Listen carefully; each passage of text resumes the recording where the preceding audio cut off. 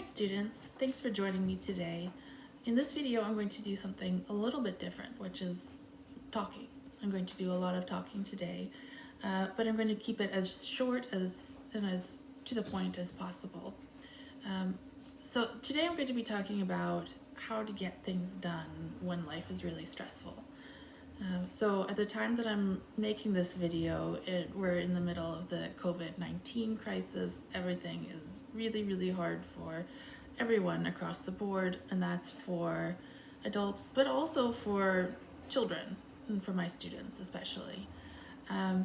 So this is inspired by discussions I've had with some of my students already, and it's also inspired by a page I follow online, which is amongst Suzuki teachers, talking about how they can be good teachers while doing distance learning or online learning, remote learning, however you want to talk about it.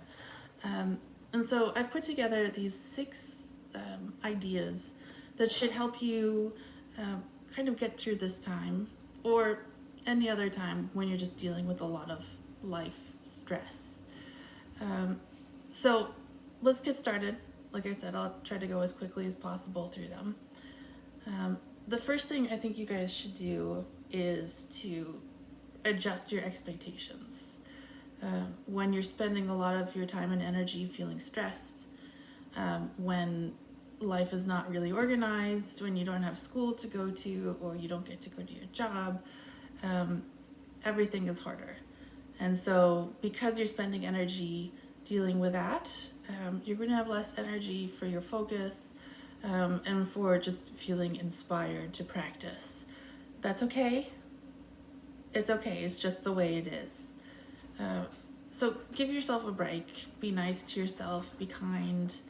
And just know that you'll do your best for the situation you're in. And as soon as things get better around you, then you'll be able to get more work done in a shorter period of time. It's okay.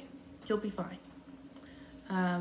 So that is one. That's my first point that is for everybody, and I think everybody should do. There are a few people in the world who do thrive in this kind of environment where they're isolated from everybody and all they do is practice, and it's wonderful and they get so much done. But for the vast majority of people, it's just not that way. So my second suggestion, these are things that you should do no matter what, but just remind yourself to do them. And these are self-care things. So drink lots of water. If you are dehydrated, you won't be able to focus very much. Try to pick some kind of exercise you can do that gets your blood flowing. It can be running around playing with your dog. If you have a pet, it can be yoga, it can be videos online, whatever you like. Make sure you're doing a little bit of that. And if you're exercising, then it'll be easier to get good sleep. So those 3 things: drink water, exercise, and sleep. Those are the most important. And also try to eat well. Don't worry about being perfect, but try to eat some good stuff. So that's 2. Number 3, I'm looking at my notes over here. Number 3 is when you're practicing or doing whatever kind of work it is you do, pick a spot in your home to do that. Right now we're in my living room here. You can see it behind me. And my living room, because I live in an apartment, is my office, is my practice room. It's a place where I relax. It's the place where I read. It's pretty much where I do everything. I exercise in here too. So when I practice, what I do is I take my music stand. You guys are sitting on my music stand right now. And I set it up so that I'm looking at my music and looking straight out the window. So I'm not looking at the work I have to do over there at my desk. I'm not looking at my exercise bike. I'm not looking at the couch. I'm just focusing on music and looking out the window. So pick a space that works for you in your home.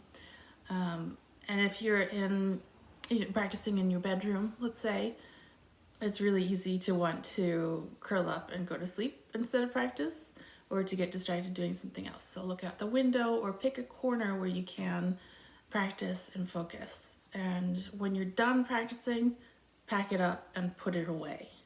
Don't leave your instrument out. Don't leave your books out all over the place so you feel like you should be practicing when you're not. Just have a space, and when the practice time is done, put it away until the next day. Next one, number 4. This is something that really works for me, and that is I pick a time every day or most days where I practice at the same time. So for me, I like practicing at 11 in the morning, and that works for about 5 days of the week. 1 day of the week, well, 2 days of the week, I am teaching at that time, so I can't. One of those days I have a really, really long teaching day, so if I practice or not, it's okay. And then the other day I just practice in the afternoon because I have a short, easy teaching day. So most days I can practice at 11, and I know that before that time, it's not time to practice yet. And once I finish my practice, then I'm done for the day and I don't need to come back to it. That for me helps a whole lot because I can sometimes feel like I should be practicing all the time, every day. And if I'm not practicing, then I feel guilty about it. So don't let yourself do that. Pick a time, practice for as long as you need, and when that's over, you're done with it. Don't think about it again until the next day, unless you want to, unless it's a positive thing. But don't let yourself feel guilty about not practicing all the time. Do it when you can, and then stop and move on. Let's see, what's next? Oh, this is a good one. So this is something that I do for sure. So before my 11 o'clock practice time, I have a little kind of routine or ritual, whatever you want to call it, that gets me set up and kind of in the headspace for practicing. And so this can be good, particularly if there's just no way in your schedule for you to practice at the same time every day. If it's not possible, at least have a little routine that will kind of separate the rest of the day from what you're doing when you're practicing or working. So this can be something like doing a 10-minute yoga video. It can be doing a meditation, which I highly recommend. It can be 10 minutes of walking outside. It can be, just something short where you're getting your blood flowing, possibly. You're separating out from the other stuff you've been thinking about during the day, and you're getting set up for practicing. Other non-exercise things would be something like putting on your slippers, getting yourself a tea or a coffee or something to have with you while you're practicing. It can be lighting a candle, whatever it is that you like to do and that makes you feel like you're getting ready to do something. So yeah, whatever you can do, and just remember that you don't want to go directly from sitting at your desk all day, from working on the computer all day, to trying to practice, because you just won't have good focus. Nobody does, really. So do something where you can separate and think and kind of clear your head before getting on to the practicing. And then the last thing that I want to say is once you have practiced, once you've gotten stuff done, give yourself credit for what you've done. So you don't have to give yourself a treat or reward or anything, but just remember when you have done your practicing, when you have done your work, say, okay, I did it. This is good for me.